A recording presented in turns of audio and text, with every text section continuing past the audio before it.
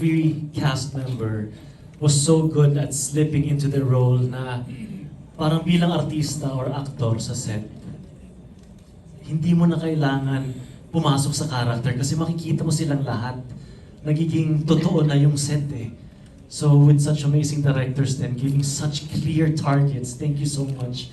Na this whole project para sa akin, it just became a walk in the park dahil parang nabuhay si Matthew Cabrera dahil sa mga actors sa paligid ko. So as a part, as a member of this cast, sobrang honored lang ako, super grateful, and the trust from Dreamscape and ABS-CBN, of course Prime Video, and all my cast members and my two directors.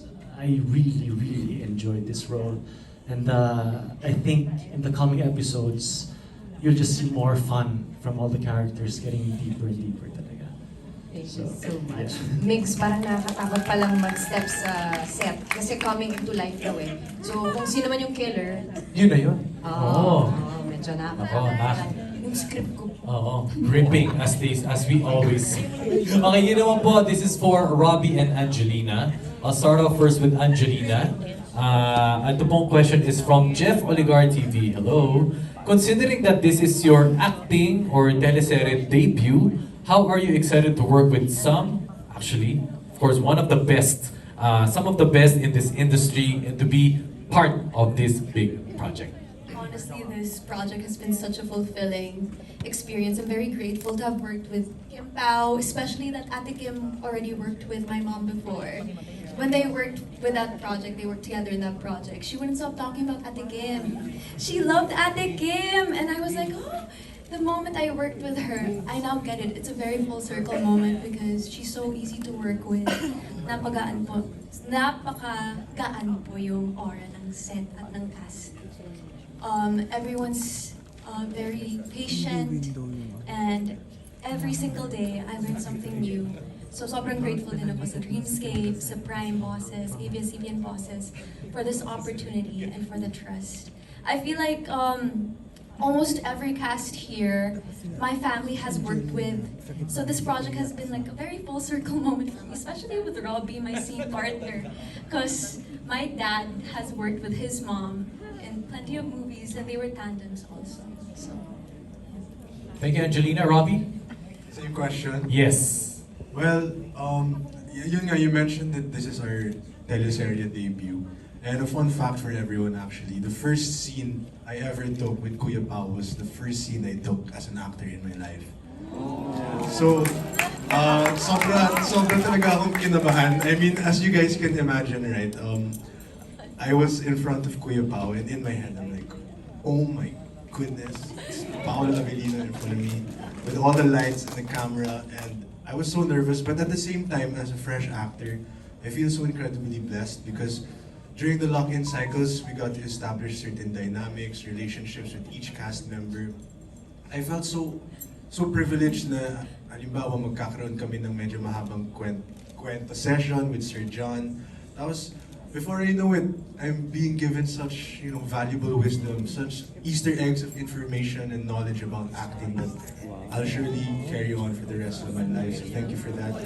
And, of course, with Angelina, it was a very intimidating experience, but dahil magkasama kami ni Angelina, even from workshops, lagi po kami magkasama sa mga eksena, and having a buddy there, someone beside me, was really helpful and made me much more comfortable. So, yeah.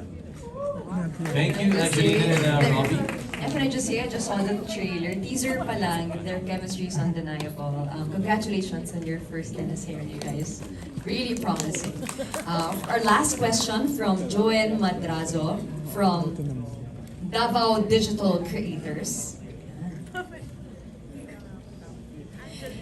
Practice lang pala yun. Pasensya na po kayo. Ang ating huling katanungan pala ay shoutout na lang kay Joel Madrazo from Davao Digital Creators. Thank you very much for your question. But ang ating huling katanungan ay galing kay Alan Sancon from Stars Photo.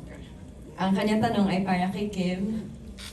Ang tanong ay, may times ba na nag-alibay ka na kay Paolo Sorry. I think babalik tayo kay Davao Digital Creations. Anong tanong niya? Mas Sorry. maganda ata doon. Tagabasa lang talaga ako. So, ang kanyang tanong ay may times ba raw na nag-alibay ka raw na kay Paolo dahil sa isang situation. Same question with Paolo.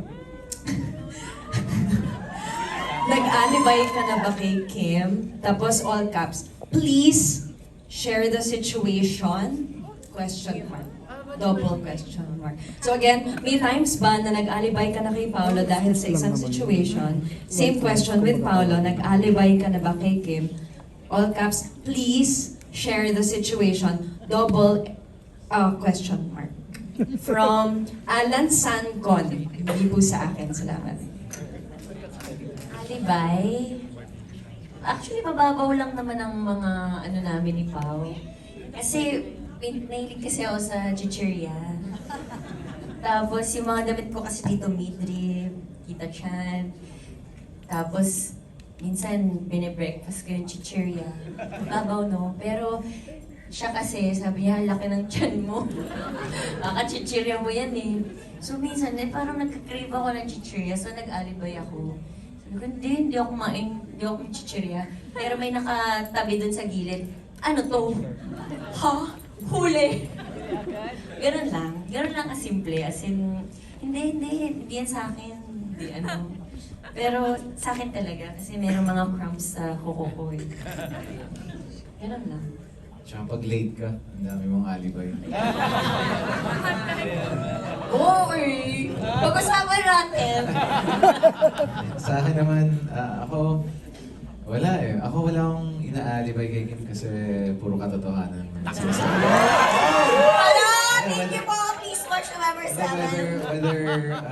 Whether it's in a good way or kamalian ko, di ba? Parang sasabihin ko naman kung mali ako. Maraming salamat. Kim Pao, isang hiya mo naman para sa Kim Pao. Diba? Ngayon na lang natin sila nakita ng ganito. At syempre, yung iba rin natin kasama sa cast. And before we wrap up, May malimutan ako eh. Yes, alright, so before we wrap up, Aya, let's hear from the stars who brought the Alibi's biggest twists and emotions to life.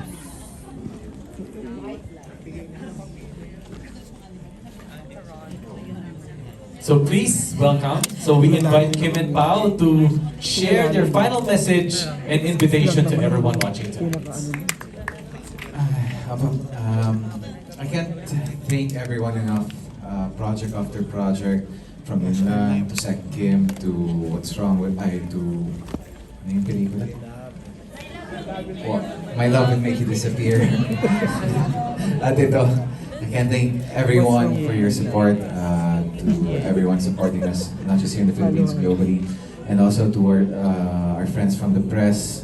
At maraming salamat. Walang humpay po yung tulong na ginagawa nyo. At kung di ho dahil sa inyo, hindi ho kami patuloy nabibigyan ng proyekto at bibigyan ng mga karakter at storya na maikukwento namin sa inyo. So maraming salamat po. Yes, sa lahat ng mga nandito ngayon, maraming salamat po sa inyo. I hope we can spread the word kung ano po ang laman ng The Alibi. At ayan nga po, mag-download na ng Prime Video app dahil doon lamang po ito mapapanood. Simula na po yun this November 7, 2 episodes every Friday po yan. So thank you so much sa lahat ng mga supporters namin na nanonood ngayon online. Sa lahat ng mga nandito, thank you very much for all your effort, for all the love, for all the support. Nababasa po namin lahat yun, kaya maraming salamat.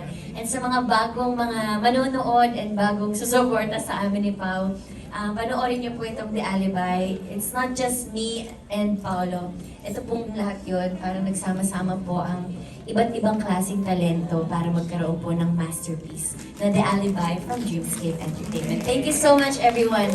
We're very grateful and happy and excited na mapanood ninyo. Maraming salamat, of course, Kim and Pao. And of course, thank you din po sa ating friends from the media. Pasensya na po. Nawala na po tayo ng time para po tanungin ang lahat ng mga katanungan natin. Shoutout na lang po kina Carl Jun Canonoy from Kapatid Insider, Chris O. Ramos Jr. from One Music, Bianca Abrencilo from Interaction, si Davao Digital Creators Joey Madrazo and Lance Joseph